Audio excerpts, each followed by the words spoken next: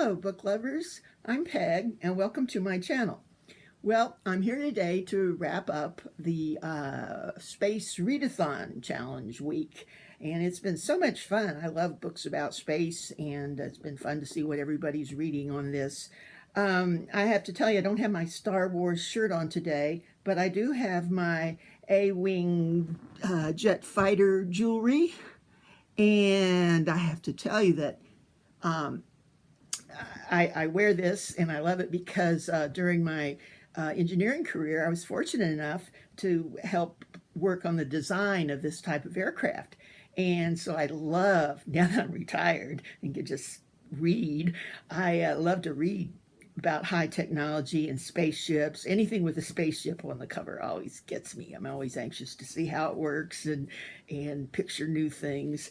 Okay, so the book I picked out for this challenge looked like it would be ideal for me. See that? It almost looks like the A-Wing fighter on the front. Anyway, so I started reading it, and guess what? It wasn't high tech. It was what we call steampunk. Now, I started getting clues at the first. I didn't really read anything about it. I just thought I'd like it. And I did, but not what I expected. At the first, there are two sisters, older sisters, who need money, and they're recruited by a spaceship captain to join his expedition.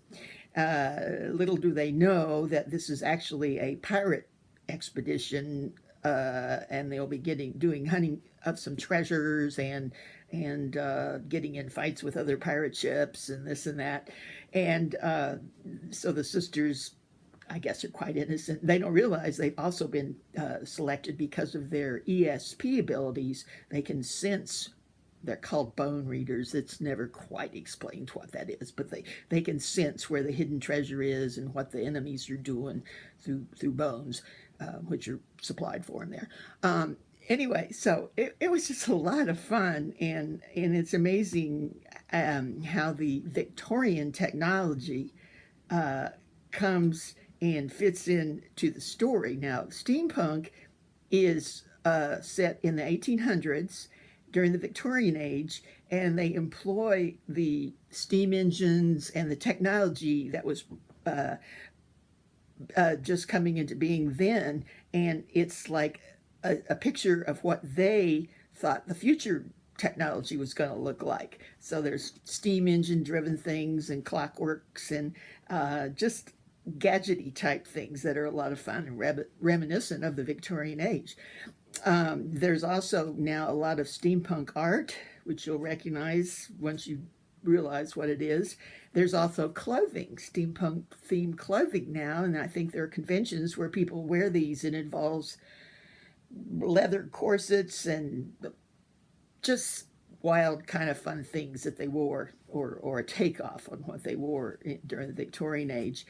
Anyway, one of the funny parts of this, the women wore their long skirts, Victorian long skirts, onto the spaceship, and when they got into zero gravity, it was kind of funny what the long skirts did. They had to kind of remake those a little bit for the trip. So anyway, after reading this and really getting into it, I said, I'm kind of interested in this steampunk bit. It's kind of fun. So I went out and I bought this anthology, Steampunk Anthology, by Anne and Jeff Vandermeer. Jeff Vandermeer is a very popular science fiction writer and fantasy writer on his own. And this has like different steampunk stories of some of my favorite authors. So I'm really looking forward to getting more into steampunk this weekend. So that's it for today. Thanks. Bye.